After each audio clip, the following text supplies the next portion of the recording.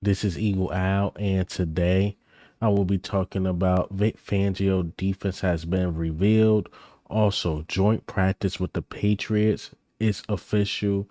And lastly, we got to talk about Hunter Renfrow. It's heating up of him coming to the Eagles, but let's get straight into it. All right, so let's talk about Vic Fangio. Vic Fangio defense has been revealed. What do you mean by that, Eagle Al? What do I mean by that is that Vic Fangio, I believe, is going to officially run the 3-4. Now, a lot of people were saying like Vic Fangio don't only run the 3-4, he do this, he do that. But I believe our base defense at its core is going to be a 3-4. How did I come up with this? So I was watching a podcast with Zach Berman and those guys, Philadelphia Eagles reporters, and remember how we kept looking at the Josh Sweat number? Nobody really brought up Bryce Huff number because they love it. So Bryce Huff number is number 0, and Josh Sweat number is number 19. And the only way to get those numbers is if you're labeled as a linebacker. Like Jordan Davis can't be number 10. He still has to follow the rules. Jalen Carter can't be like number 5 or anything like that because he still had to follow the rules. But linebackers numbers can be from 0 through 99, and the defensive tackles and defensive ends are still got that, I think, 50 through 75 or like 75 through 99. Like they can't be 19, 18. But Josh Sweat is labeled as a linebacker. Bryce Huff is labeled as a linebacker. So I expect the defense to run this 3-4 base, meaning 3 defensive line, 4 linebackers. For the people that don't know, I don't know about this. I really don't, because I seen Josh Sweat, play that or try to play that linebacker position unless they have him primarily rushing the quarterback when he's in. It just didn't look right to me, in my opinion. It simply didn't. Now I think Bryce Huff, the way his athleticism and the way he play, I think he could fit the 3-4 a lot better than the Josh Sweat. But we'll see how it works. And maybe Vic Fangio like mix it up here and there. But sorry to break it to y'all, man. The primary defense is going to be a 3-4 because a lot of people are arguing in the comments like Vic Fangio don't run a 3-4. He do this, he do that. Nah, this defense more than likely is going to be a 3-4.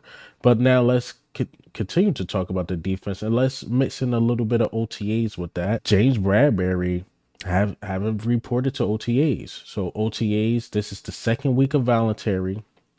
Doesn't really mean much because it's voluntary, but a guy that's on a roster bubble, he should be at OTAs trying to earn his spot, but he haven't been there for the second straight week. I know what Howie's saying, like, yeah, he's a part of the plans, this and that. Remember a couple years ago, he was saying the same thing about Jalen Rager. But the difference is Jalen Rager was still reporting to camp, and Jalen Rager actually looked good, and great reports was coming out about him. And guess what the Eagles did? Traded him, sent him right to Minnesota. So I think what's going to happen with James Bradbury, I don't think we just release him. I don't. I think we trade him. I'll be shocked if we just release him and Howie Roseman don't try to get any assets from him. I just don't think that's going to happen. It's funny how time works because 2 years ago, James Bradbury, we was just begging him to stay. He took a pay cut and everything. And now this year, it's like, can we get rid of him as soon as possible? Again, I just don't think we just release him. I know Elliot Shore Parks is saying like, yo, he's definitely gone post June 1st, but I don't know about that sentiment. I think we trade him because you got to look at OTA. So great thing, even though there's no reporters or anything, we don't know what's going on at OTAs. But good news, we did not come out with an injury because I seen something with the Saints, they defensive end towards ACL. So the great news is that there was no news on the Philadelphia Eagles OTA as far as the players. But the public or the reporters will be able to see the practice of OTAs, I believe Thursday at 12:45.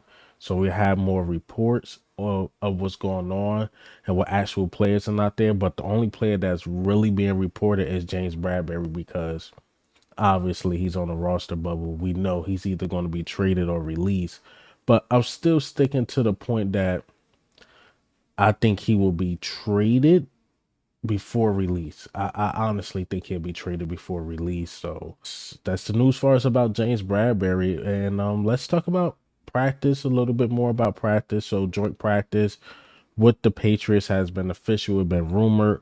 So August 13th, I believe, is the joint practice date because we played them August 15th and Massachusetts or whatever they stadium's called. So we played them there and we're gonna have a joint practice with them. I like it because it really tests your offense. What we know in the Patriots to have it, no matter how bad they've been the past couple years, they always had a top tier defense. I like the joint practice better than just the regular OTAs and practice and things like that because you get to see a team match up against another team and it prepares you. It prepares you for the real games. I think they play that first preseason game probably a couple drives, maybe even the first quarter, just to get them going. But the joint practice, you really get to see, or at least reporters put out there, the first teams go at it. So I like when we joint practice with other teams.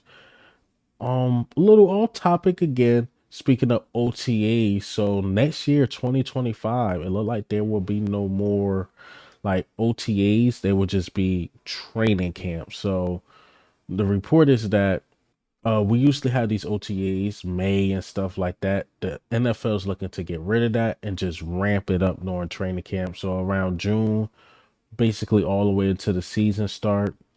I got mixed feelings about it. The mixed feelings is that you're hoping after the season's over that the players are getting to it.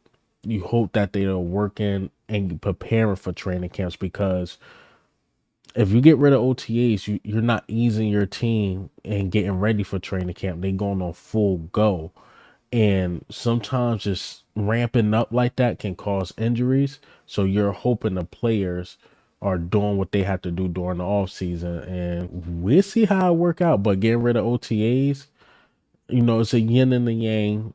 But if you ask me personally, I think I like it. I like it. I mean, these dudes are millionaires, so hopefully they doing what they have to do to keep up with their bodies, using their resources, getting the best trainers, and then when it's time to go to training camp of 2025, maybe this does help the players. But the NFL keep talking about helping these players, helping these players. You're looking to add a game. We need that second bye. Last thing you guys should be thinking about is just OTAs. You gotta add another bye week, but we'll see about that. Let's just get into the last but not least topic, Hunter Renfrow. So Hunter Renfrow is being labeled as the best fit for the Philadelphia Eagles. If I had to rank it as far as receivers, Hunter Renfrow wouldn't really be on my radar because I think we have like more than enough slot corners. We have Anaya Smith, we have Paris Campbell. If we want to really dig deep into the depth chart, you could say more Watkins. Austin Watkins is more of an outside. John Ross, to me, he's more of a slot, even though the numbers say he plays the outside. I think we should get an outside receiver to replace that Devontae Parker thing. Like I like Michael Thomas that's out there, Trafer, John Mechie the third, and Houston. I just don't think signing Hunter Renfrow, even though Hunter Renfrow will make things interesting in the slot, because now Paris Campbell, Anaya Smith, and Hunter Renfrow just battling out for that spot. And we know Hunter Renfrow at one point played this game at a high level, but I think Josh McDaniels probably ruined his career. And if you want to re-ramp it anywhere, Philadelphia be the place. You got Kellen Moore, who love to use his slot guys. And we know he's a pure slot. It's no ifs, ands, or buts about it. He'll be a pure slot, a guy that's a veteran, and again, a guy that did it at a high level at the NFL level. And at one point, he had over 1,000 yards. Then he just fell off a cliff and just really couldn't fit into the scheme in Las Vegas.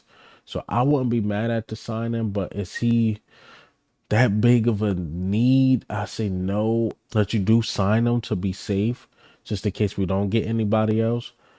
Hell, I don't think Michael Thomas or anybody is really the big answer, but it just need that depth because who you looking at the outside? Again, you got John Ross, who honestly I think will play the slot better, but numbers say he's an outside corner. Then you got Johnny Wilson, who's still developing. Then that Shaq Davis, Austin Watkins, this and that, if you want to dig deep into the practice squad and stuff like that. But I think we should add just one more body, Michael Thomas, again, to be interesting. Older guy, but we know he's a primary outside receiver. Hunter Renfrow, I'm cool off of it, but again, it will make things interesting in the slot. But hey, man, what do you think? How do you feel about the news today? Vic Fangio look like he will be running a 3-4. Also, the joint practice, the OTAs. How do we feel about OTAs being gone actually and just revamping to just training camp? It's a good and a bad to that. But this is Eagle Al.